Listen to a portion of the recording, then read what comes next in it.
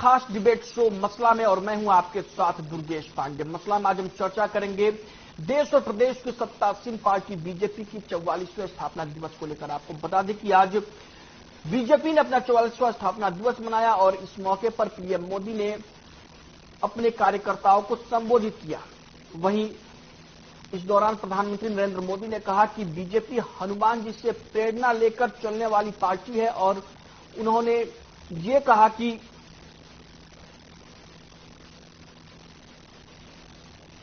प्रधानमंत्री नरेंद्र मोदी ने इस दौरान कहा कि बीजेपी सामाजिक न्याय की असली लड़ाई लड़ती है और इसके लिए उन्होंने अंबेडकर जयंती तक सामाजिक न्याय सप्ताह मनाने की भी बात कही। वहीं बीजेपी की स्थापना दिवस पर सीएम मनोहर लाल ने बीजेपी ऑफिस में बीजेपी का झंडा फहराया और उसके बाद प्रेस वार्ता की। इस दौरान सीएम मनोहर लाल ने कहा कि पहले बीजेपी की 2 सीटें थीं और आज बीजेपी दुनिया की सबसे बड़ी पार्टी है और देश के अधिकांश प्रदेशों में बीजेपी की सरकारें हैं।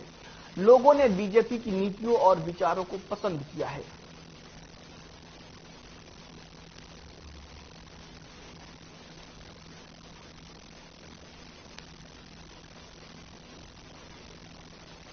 आपको बता दें कि आज देश और प्रदेश की सत्तासीन पार्टी बीजेपी ने अपना 44वां स्थापना दिवस मनाया। आपको बता दें कि 6 अप्रैल 1980 में भारतीय जनता पार्टी की स्थापना हुई थी और तब से लेकर अब तक पार्टी का सफर लगातार जारी है और पार्टी ने 2 सांसदों से शुरू करके 303 सांसदों तक का सफर तय कर लिया है और आज पार्टी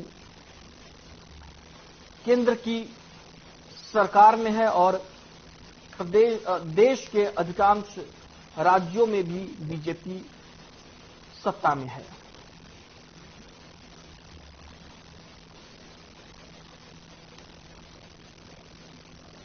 भारतीय जनता पार्टी का आज स्थापना दिवस मनाया गया और इस मौके पर प्रदेश में और देश में अलग अलग जगहों पर कार्यक्रम आयोजित किए गए और जिसमें तमाम बीजेपी नेताओं ने बढ़ चढ़कर हिस्सा लिया।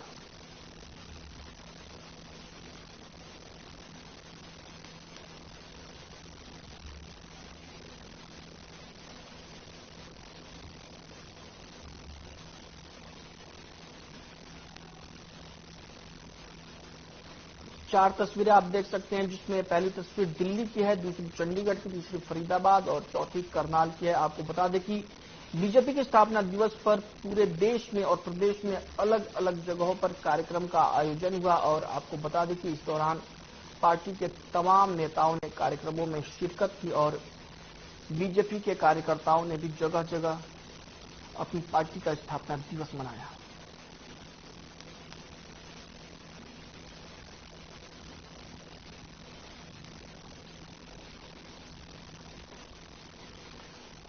चार तस्वीरें हम आपको दिखा रहे हैं, जिसमें पहली तस्वीर दिल्ली से है, जहां पर बीजेपी के हेडक्वार्टर में कार्यक्रम का आयोजन हुआ, जिसमें प्रधानमंत्री नरेंद्र मोदी और बीजेपी का राष्ट्रीय अध्यक्ष जेपी नड्डा ने कार्यकर्ताओं को संबोधित किया। और आपको बता दें कि चंडीगढ़ में हरियाणा के मुख्यमंत्री मनोहर लाल ने बीजेपी का झंडा फहराया और इस दौरान उन्होंने कहा कि बीजेपी 2 सांसदों से शुरू होकर और 303 सांसदों तक के सफर को तय कर चुकी है और आज भारतीय जनता पार्टी दुनिया की सबसे बड़ी पार्टी है और लोगों ने बीजेपी की नीतियों और विचारों को पसंद किया है।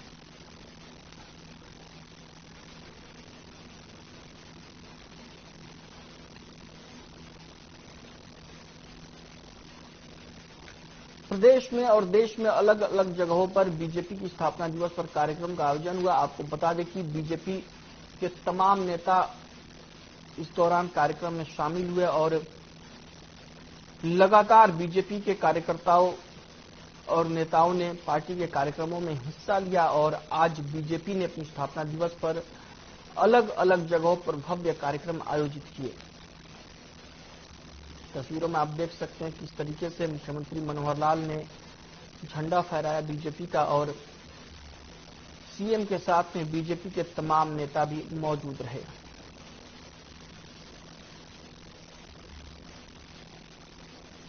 पूरे देश और प्रदेश में अलग अलग जगहों पर बीजेपी की स्थापना दिवस पर कार्यक्रम का आयोजन हुआ और इस दौरान तमाम बीजेपी नेता इन कार्यक्रमों में शामिल हुए। दिल्ली में बीजेपी हेडक्वार्टर में कार्यक्रम का आयोजन हुआ जिसमें प्रधानमंत्री नरेंद्र मोदी, बीजेपी के राष्ट्रीय अध्यक्ष जेपी नड्डा समेत तमाम बड़े नेताओं ने शिरकत की और इस दौरान प्रधानमंत्री नरेंद्र मोदी ने कार्यकर्ताओं को संबोधित भी किया। बीजेपी का राष्ट्रीय अध्यक्ष जेपी नड्डा ने भी कार्यकर्ताओं को संबोधित किया और आपको बता दें कि वहीं प्रदेश में की अगर बात करें तो हरियाणा में प्रदेश के मुख्यमंत्री मनोहर लाल ने बीजेपी दफ्तर में झंडारोहण किया और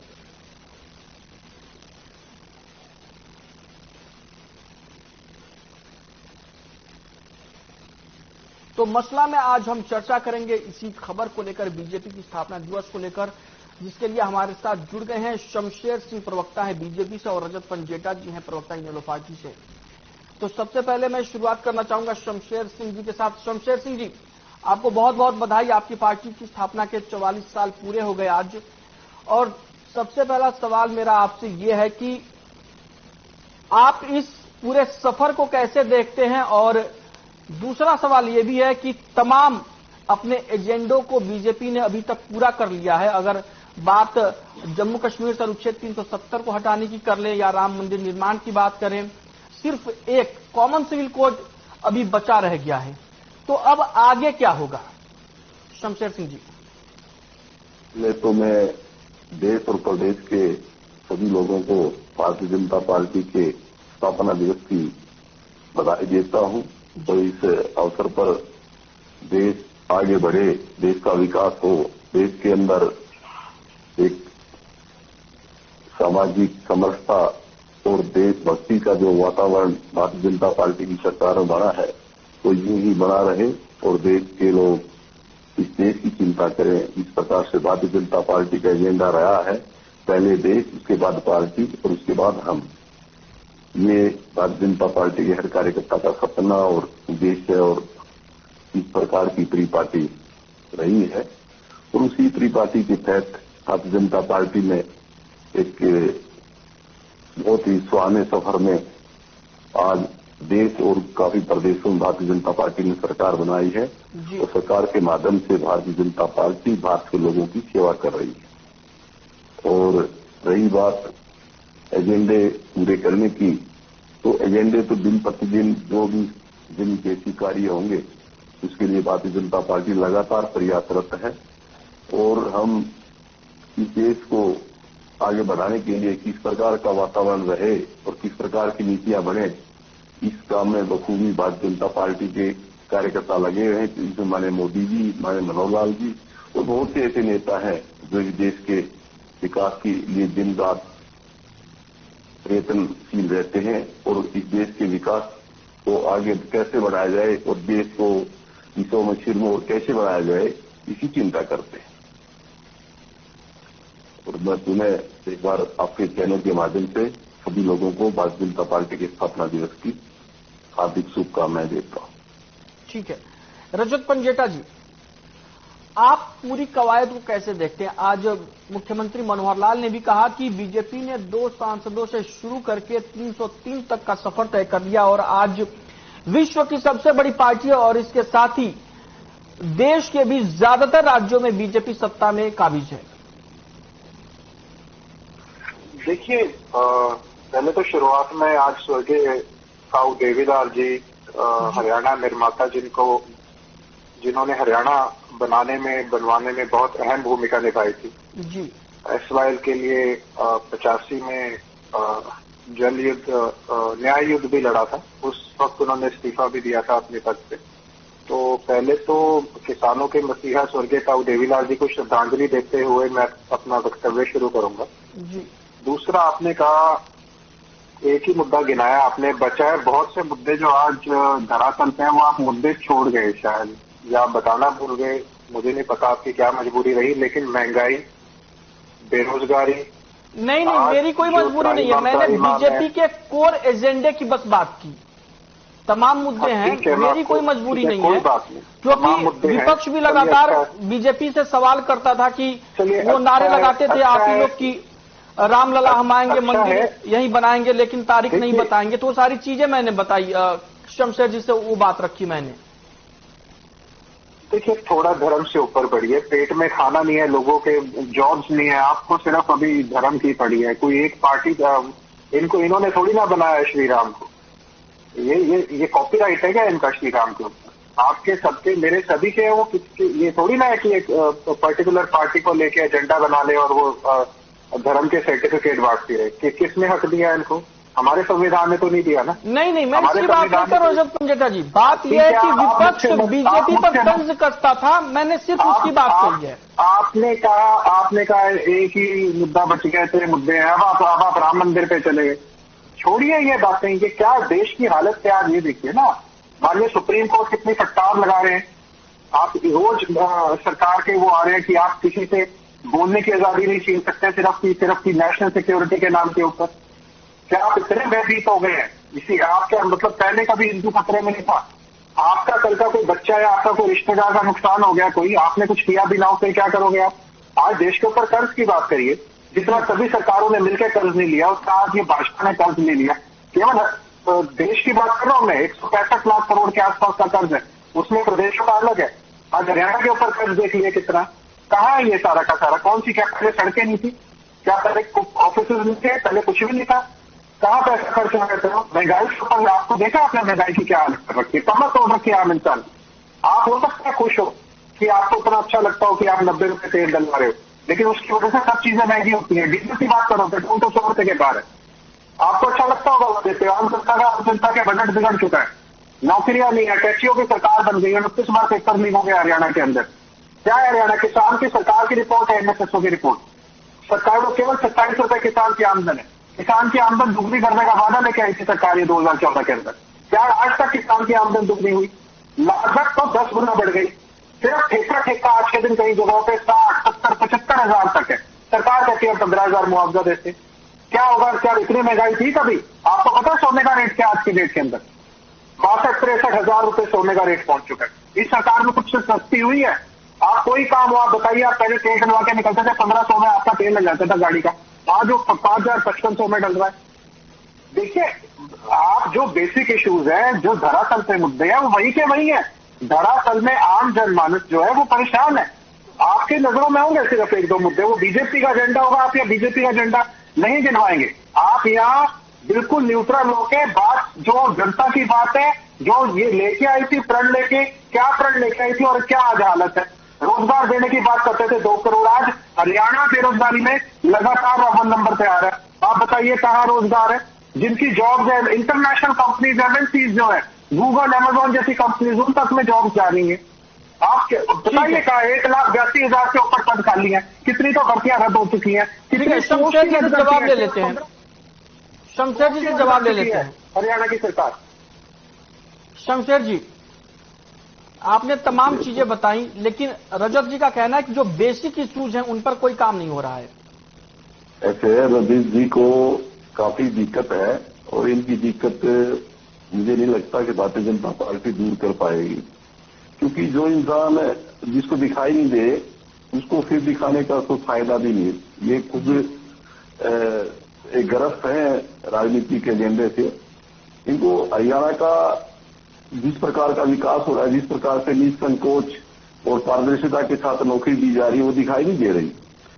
इस तरह के जो नेता जिस प्रकार की भाषा बोलते हैं उससे पता लग जाता है कि इन लोगों को किस प्रकार का बड़ा विचित्र सा एक मामला बन गया है। इनको लगने लग गया है कि भारतीय जनता पार्टी जिस प्रकार की आम जनमानस के लिए अच्छे काम कर रही है और हर आदमी को ध्यान में रखते हुए नीति बना रही है, तो इनका नंबर तो कभी आने वाला नहीं।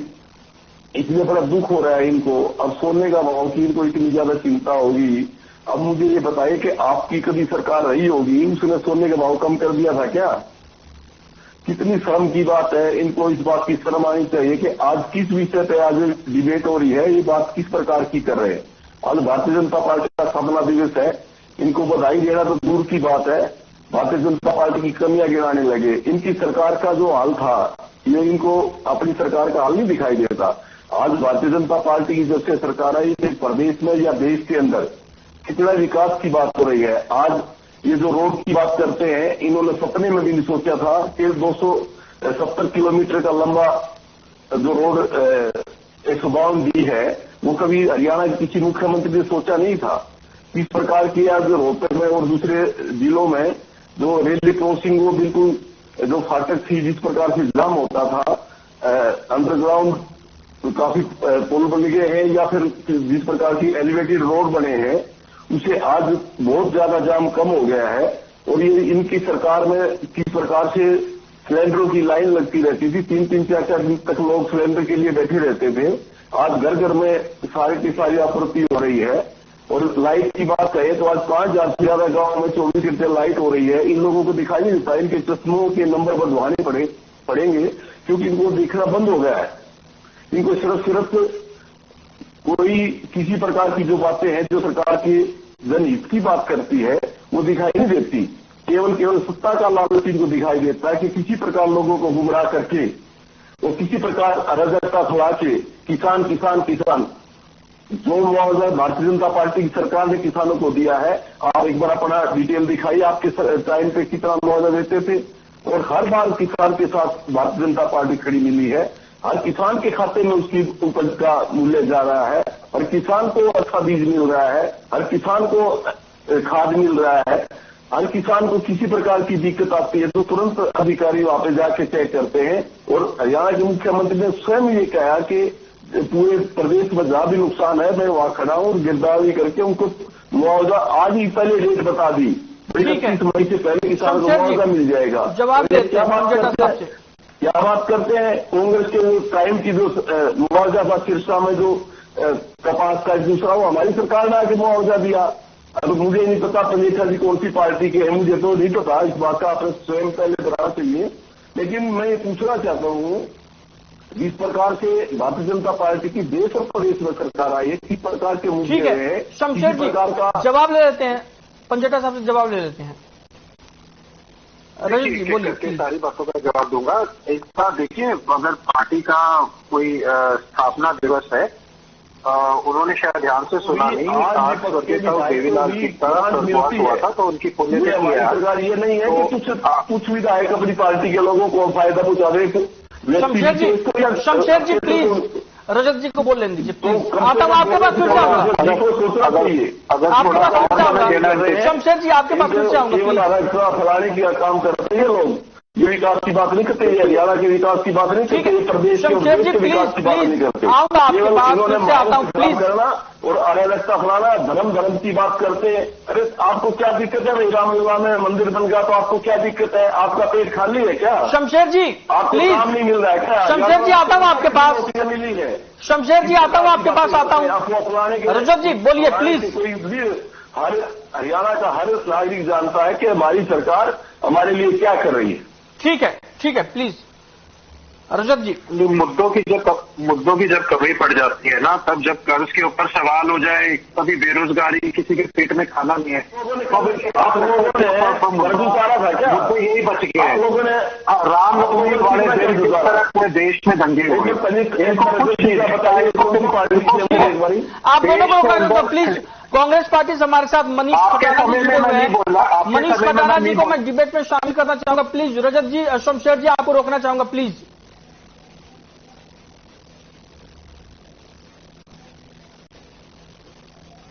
ठीक है, विनाश के हरियाणा या प्रदेश का विनाश करने के लिए और कुछ किया ही नहीं। भाई मनीष जी आवाज मिल रही है आपको? आ रही है जी, आ रही है। मनीष जी, बीजेपी का आज स्थापना दिवस है और मुख्यमंत्री मनोहर लाल ने यह कहा कि बीजेपी की नीतियां और जो भी विचार है बीजेपी के, वो लोगों को पसंद आ रहे हैं और प्रदेश के ज्यादातर राज्यों में आज बीजेपी सत्ता में काबिज है केंद्र के साथ। क्या कहेंगे आप? बीजेपी को सबसे बड़ा जो घमंड है वो आज ये है कि बीजेपी सत्ता पे काबिज है। बीजेपी को ये घमंड है कि बहुत सारे प्रदेशों में बीजेपी की सरकार है, लेकिन वास्तविकता दूर है, लेकिन आज भी आपका घमंड नहीं टूटा है।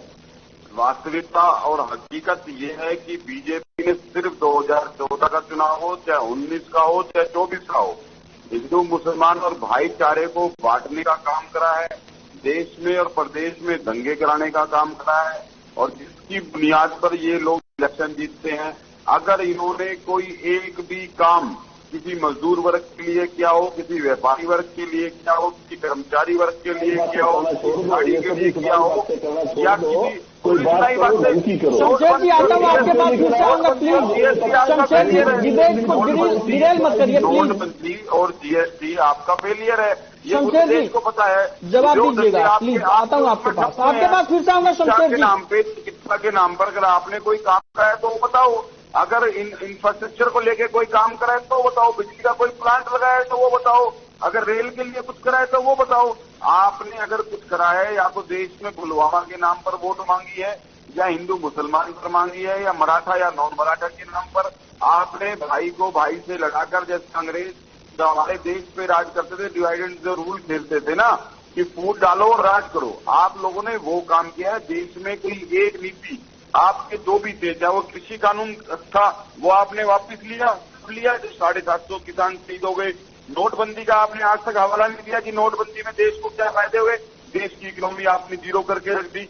जीएसटी का परसेंट टैक्स में 56 वाला अमेंडमेंट हुआ, ये भारतीय, आप एक नौसिखिया पार्टी हो और रोज एक नया अपना इवेंट मैनेजमेंट का काम करते हैं, और उसके अलावा एक्सपेरिमेंट करते हैं देश पे। किसान पे एक्सपेरिमेंट करा, जवान पे एक्सपेरिमेंट करा, खिलाड़ी पे एक्सपेरिमेंट करा। मनीष जी रोकना चाहूंगा आपको। रजत जी। हाँ देखिए, इन्होंने उमेश जी 2-3 बातें करी। शमशेर जी आता हूँ आपके पास प्लीज। रजत जी की भी बातें सुन लीजिए, फिर दोनों लोगों का जवाब एक साथ दे दीजिएगा। हाँ एक साथ देंगे जवाब, मेरी भी सुन लीजिए। इन्होंने हमारी सरकार से तुलना की। देखिए हमारी सरकार तो जब आई थी तब 9 रुपए लीटर डीजल होता था, 4,500 रुपए का तोला सोना होता था। उसमें कर्ज हम जब गए तो सरप्लस खजाना भरा छोड़ के गए थे, पहले से जो कर्ज था। उसके बाद आप कंपैरिजन करें तो हमारा तो राज लोग भूलते नहीं है। सारे स्टेडियम जो हरियाणा में बने, इतने तगड़े था, देवीलाल स्पोर्ट्स कॉम्प्लेक्स, क्या सड़कों का जल था, क्या गांव ग्रामीण में कैसे सरपंचों को ग्रांट दी जाती थी। तो वो समय लोग अब याद करते हैं कि एक तरफ तो जहां कर्ज मुक्त देश था, खजाना भरा छोड़ के गए थे, और क्या मुखी विकास हुआ था, तो लोग याद करते हैं वो दिन। अब मंडी की जो व्यवस्था थी ना, तो रात को 12 बजे भी पे पहुंचे तो अगर उसको हाथ में पैसे मिला करते थे। इन्होंने कहा एक काम क्या कहते हैं ये, कि हमने क्या किया, सरकार किसान के खाते में 72 घंटे, वैसे तो 72 घंटे में मिलता नहीं है, जितना पोर्टल किया उतना तंग किया है, लेकिन इनका सिर्फ उद्देश्य, इसमें भी इनकी जो काली मंशा थी वो ये थी कि किसी तरह किसान को जो है ना वो बैंकिंग सिस्टम में लेके आए, ताकि उनके ऊपर ट्रांजेक्शन के पैसे लग सके, उसको एक एमबीट में उसके ऊपर। लेकिन देखिए किसान को तो सारी नगद में देना है, लेबर आएगी तो लेबर को पैसे नगद में देने हैं, तेल डलवाना है, खाद लेना है, बीज लेना है। इन्होंने 2-3 बातें की। इन्होंने ट्रांस हरियाणा हाईवे की बात करी, तो देखिए वो 152B नहीं है, वो 152D है।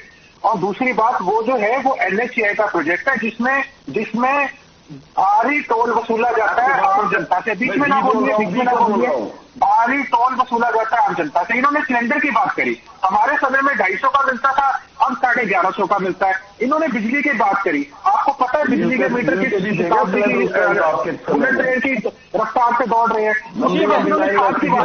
समय की कमी है मेरे पास, प्लीज रोकना चाहूंगा, माफी के साथ रोकना चाहूंगा आपको, समय की कमी है मेरे पास। शमशेर जी जवाब दीजिए दोनों लोगों का। ऐसे है, अमेरिका जी को पता नहीं किस प्रकार की ब्लैक मार्केट का आप लोग बढ़ावा दिया आपने, और किस प्रकार से जेल से लोगों के पास फोन आते थे, ट्रॉफी मांगी जाती थी। आप लोगों ने जो 3-3 साल पुराना मुआवजा धरनों के बाद भी नहीं मिलता किसानों को, उसकी बात क्यों नहीं करते हैं आप? महंगाई की बात क्यों नहीं करते? जवाब तो किस प्रकार से जवाब का वातावरण पैदा किया था, ये जनता जानती है। हरियाणा की जनता, आपका सपना कभी साकार नहीं होगा। आप लोगों ने कितना शोषण किया हरियाणा के लोगों का, हरियाणा का आम जन ये जानता है। ये मीठी मीठी बातें करने से काम करना पड़ता है जनता के लिए, और जनता तभी आपको सिरासनी दिखाती है। भारतीय जनता पार्टी बार बार क्यों आती है कि भारतीय जनता पार्टी लोगों के हित की नीति बनाती है, लोगों को हित के लिए कार्य करती है। 1 लाख का हर बच्चा, हर इंसान और ये आपके जो ख्याली पुलाव है वो अपने छोड़ दो, मनीष खटाना जी प्लीज, ये दिमाग से निकाल दो। का कभी मनीष जी, पार्टी जुमले वाली पार्टी है। इसने 15 लाख का जुमला दिया, 2 करोड़ रोजगार का जुमला दिया, स्मार्ट सिटी का जुमला दिया, हर घर में जल और नल की बात करने वाले आदमी जो प्रधानमंत्री जी 8 करोड़ जल की योजना बताते हैं लोकसभा में। आपको क्या ठीक है मनीष जी, रोकना चाहूंगा आपको, प्लीज माफी के साथ रोकना चाहूंगा। फाइनल कमेंट दीजिए 30 सेकंड में। स्मार्ट सिटी किसी नहीं देखी, स्मार्ट गांव किसी नहीं देखे, जो गांव गोद लिए थे वो भी मनीष जी प्लीज रोकना चाहूंगा आपको, माफी के साथ रोकना चाहूंगा, समय की कमी है मेरे पास। रजत जी 30 सेकंड में फाइनल कमेंट दीजिए प्लीज। देखिए, जहां तक स्थापना दिवस की बात है, अच्छी बात है, सभी पार्टी मनाती है, मुझे इनके स्थापना दिवस से कोई आपत्ति नहीं है। पहले मैं क्लियर कर दूं, ये बिल्कुल गलत ट्रैक पे चले जाते हैं। स्थापना दिवस की दिक्कत नहीं है कि आप मनाइए, लेकिन आपने अचीव क्या किया? केवल सारी सरकारें मिला के जितना कर्ज था, आपने कर्ज के नीचे डुबा दिया आज देश को। ठीक है प्लीज देखिए, चाइना ने अरुणाचल प्रदेश आप सभी को रोकना चाहूंगा प्लीज, समय की कमी है मेरे पास। मसला में आज हमारे साथ जुड़े हुए थे शमशेर जी प्रवक्ता बीजेपी से, मनीष खटाना जी प्रवक्ता कांग्रेस पार्टी से और रजत पंजेटा जी प्रवक्ता इनेलो से, जिसपे आज हम चर्चा कर रहे थे बीजेपी की स्थापना दिवस पर। और मुख्यमंत्री मनोहर लाल ने आज कहा कि बीजेपी की नीतियों और विचारों को लोग पसंद कर रहे हैं और वर्तमान में केंद्र की सत्ता से लेकर देश की अधिकांश राज्यों में बीजेपी सत्ता में काबिज है। तो मसला में फिलहाल के लिए इतना ही, मुझे दीजिए इजाजत, नमस्कार।